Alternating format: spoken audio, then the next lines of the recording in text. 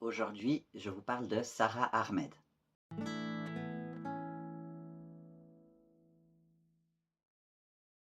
Sarah était une défenseuse des maladies rares qui voulait devenir neuroscientifique pour aider les autres.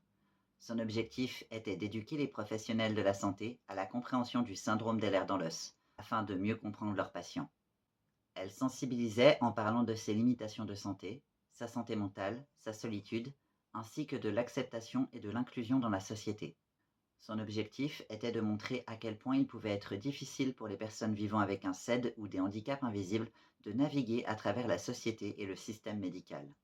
Sarah avait des difficultés avec les tâches basiques du quotidien que la plupart des gens considèrent comme acquis. Elle voulait créer un groupe de soutien et un centre de repos au niveau local, car voyager lui causait des problèmes. Sarah a été diagnostiquée officiellement du SED kyphoscoliotique à l'âge de 4 ans.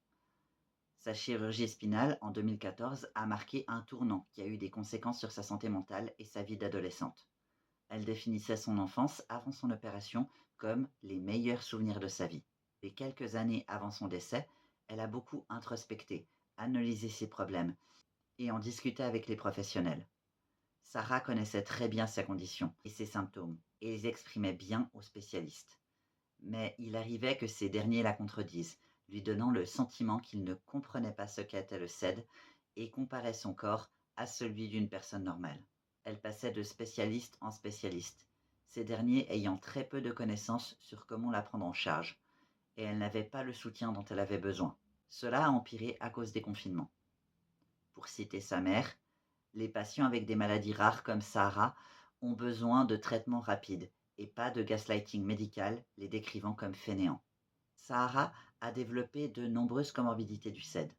En 2019, elle a notamment développé un SAMA, avec notamment des symptômes gastro-entérologiques.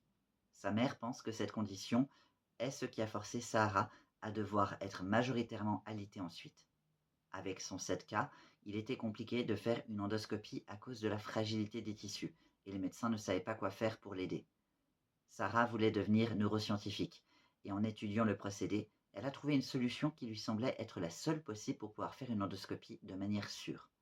Elle l'a proposé à son médecin, qui l'a à nouveau référé à Newcastle pour qu'elle puisse avoir cet examen. Malheureusement, le rendez-vous a été donné seulement après son décès. À 20 ans, elle est décédée des suites de son POTS, de son prolapsus de la valve mitrale et peut-être en partie d'une insuffisance hépatique que les médecins avaient pris pour une colite, les soins ayant été retardés par la NHS et les confinements. Sur une note plus positive, l'année avant son décès, Sarah a été finaliste de Miss Univers au Royaume-Uni, permettant de sensibiliser au syndrome d'Ehlers-Danlos au grand public. Aujourd'hui, la famille de Sarah continue son héritage. Sa mère a notamment publié un livre à sa mémoire, Sarah's Princess Throne, avec une histoire pour inspirer d'autres enfants et familles et sensibiliser comme le faisait sa fille. Le livre d'images introduit l'histoire d'une princesse, Sarah, qui malgré sa condition change sa douleur en pouvoir alors qu'elle découvre que la beauté vient de la force qu'elle possède. Ce livre est trouvable sur Amazon UK.